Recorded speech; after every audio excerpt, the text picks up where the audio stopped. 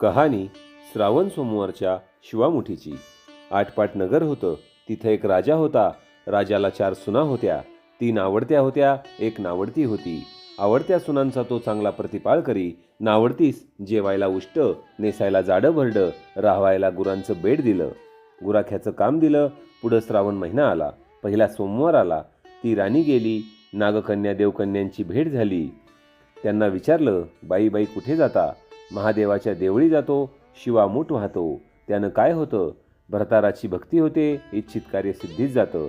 मुलं बाळं होतात, नावडती माणसं आवडती होतात, वडील मनुष्यापासून सुखप्राप्ती होते। मग त्यांनी हिला विचारलं, तू कोणाची कोण? मी राजाची सून, तुमच्याबरोबर येते।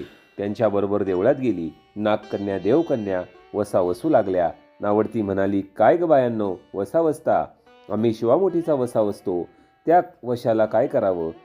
मूठ चिमूट तांदूळ घ्यावे, शिवराई सुपारी घ्यावी, गंध फूल घ्यावं, 2 बेलाची पानं घ्यावी, मनोभावे पूजा करावी, हाती तांदूळ घ्यावे आणि तोंडानं शिवा शिवा महादेवा, माझी शिवामुठीश्वरा देवा, सासू सासऱ्या दिरा भावा, ननंदा जावा भरतारा, नावडती आहे ती आवडती कर रे देवा, असं म्हणून तांदूळ व्हावेत।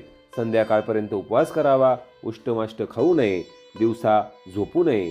उपवास नाही निभावला तर दूध प्यावं, संध्याकाळी आंघोळ करावी, देवाला बेल व्हावा आणि मुकाट्यानं जेवण करावं।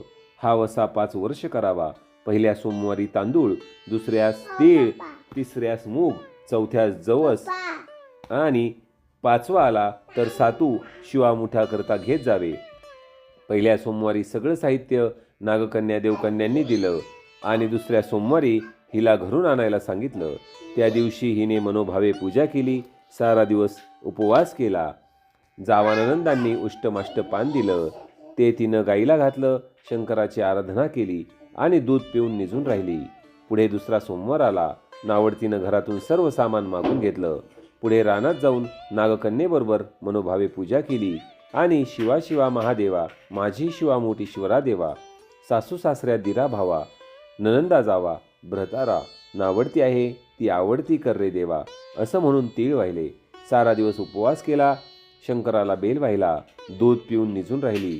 संध्याकाळी सासू सासऱ्यांनी विचारलं, तुझा देव कुठे आहे? नावडतीने जबाब दिला, माझा देव फार लांब आहे, वाट कठीण आहे, काटे कुठे आहेत, साप वाघ आहेत, तिथे माझा देव आहे। पुढे तिसरा सोमवार आला। पूजेचं सामान घेतलं, देवाला जाऊ लागली। घरची माणसे मागं चालली।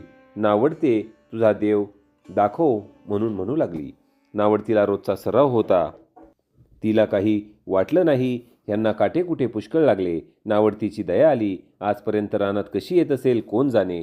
नावडतीला चिंता पडली, देवाची प्रार्थना केली, देवाला तिची करुणा आली। नागकन्या देवकन्या ह्यासह वर्तमान देऊळ सुवर्णाचं झालं। रत्नजडिताचे खांब झाले, हंड्या झुंबर लागली, स्वयंभू महादेवाची पिंडी झाली। सगळ्यांनी देवाचं दर्शन घेतलं। नावडती पूजा करू लागली, गंध फूल वाहू लागली। नंतर मूग घेऊन शिवा शिवा महादेवा, माझी शिवामुठीश्वरा देवा, सासू सासऱ्या दिरा भावा, ननंदा जावा भरतारा, नावडती आहे रे ती आवडती कर रे देवा, असे म्हणून शिवाला वाहिले। राजाला मोठा आनंद झाला। नावडतीवर प्रेम वाढलं। दागिने घालायला दिले, खुंटीवर पागोटं ठेवून तळ पाहायला गेला। नावडतीची पूजा झाली। पूजा झाल्यावर सगळी माणसं बाहेर आली। इकडे देऊळ दृश्य झालं। राजा परत आला। माझं पागोटं देवळी राहिलं, देवळाकडे आणायला गेला। तो तिथे एक लहान देऊळ आहे, तिथे एक पिंड आहे, वर आपण केलेली पूजा आहे, जवळ खुंटीवर पागोट आहे। तेव्हा त्याने सुनेला विचारलं, हे असं कसं झालं?